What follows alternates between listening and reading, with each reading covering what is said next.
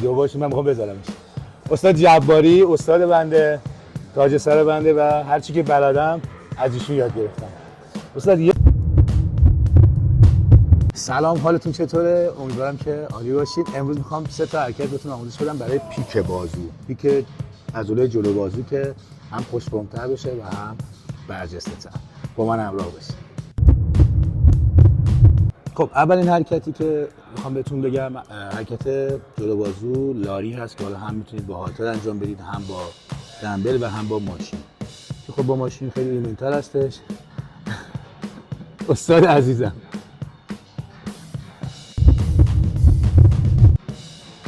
استاد تشریف بیارید اینجا. مهندس چی میگی؟ استاد تشریف بیارید اینجا. استاد بشین ویدیو باشه، من میخوام بذارمش. استاد جباری استاد بنده، تاج سر بنده و هر چی که بلدم از ایشون یاد گرفتم.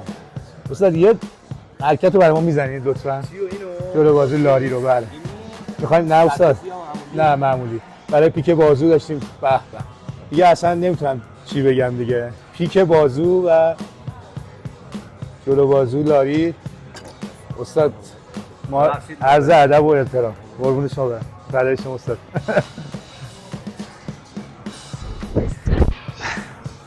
حرکت جلو بازو لاری ماشین رو که حالا میتونیم هم تک دست اجرا بکنیم که من براتون تک دست اجرا میکنم.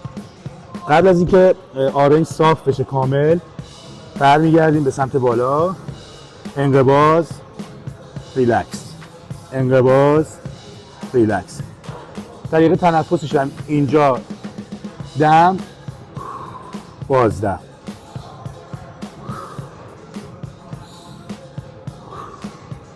دقت کنید اینجا تو حالت انقباض خیلی سعی بکنید یه مقدار مکس بکنید که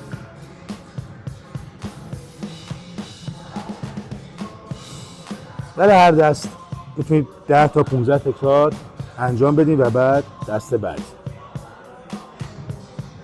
10 تکرار هم برای دست راست انجام میدیم. انقباض ریلکس، دم بازدم.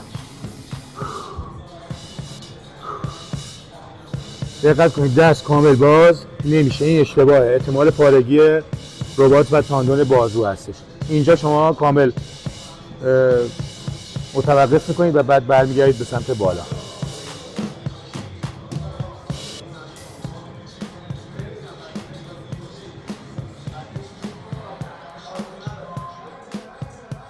انقباض توی قسمت بالای دامنه بالایی بسیار مهمه و مکس.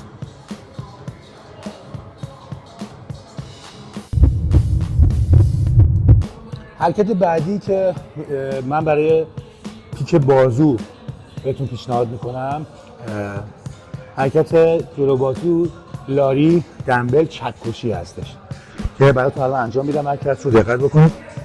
دست رو دیگه به صورت کف دست رو بالا نمیگیریم، دمبل به صورت چکشی میگیریم و باز انقباض کشش، انقباض کشش، دم بازدم. این هم دست چپ رو مثلا 10 تا 12 تکرار و بعد دست راست.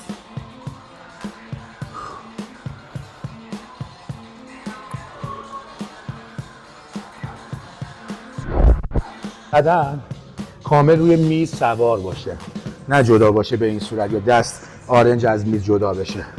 باید کاملا بدن روی میز سوار باشه، دست کاملا بازو روی بالشتک باشه و بعد حرکت رو دم بازدم، انقباض ریلکس، انقباض ریلکس.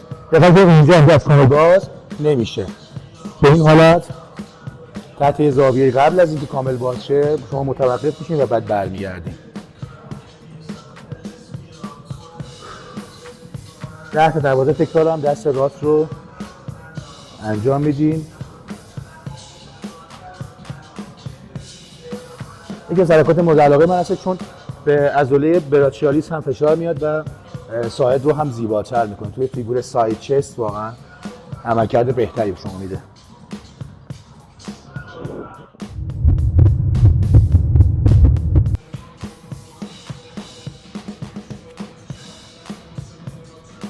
خب حرکت سومی که من برای پیک بازو، پیک جلو بازو در نظر گرفتم، حرکت جلو بازو دنبل اسپایدر یا جلو بازو دنبل پشت میز لاهی هستش که قسمت بالشتک کاملا عمود هستش و شیبدار نیست.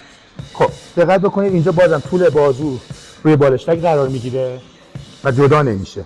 بازو هم دوباره اینجا یه مقداری از آرنج میشکنه و دست به سمت بالا، یعنی کامل معلق نیستش، به خاطر اینکه خدا نکنه تاندون‌ها و رباطتون آسیب ندونه.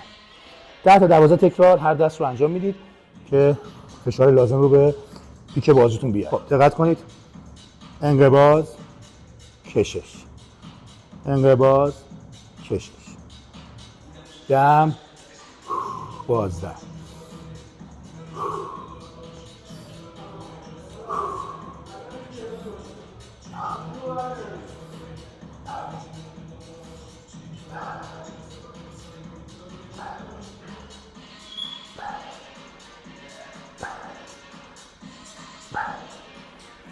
باستم به همین شکل.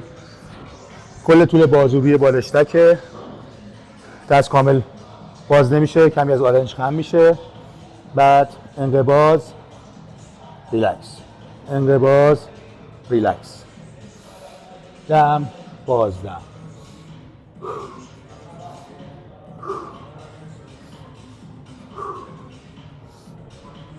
ده تا 12 تکرارم این حرکت رو انجام میدید تا فشار لازم رو به عضله بیارید. 3 تا 4 ست هر کدوم از این حرکاتی که گفتم رو باید انجام بدید.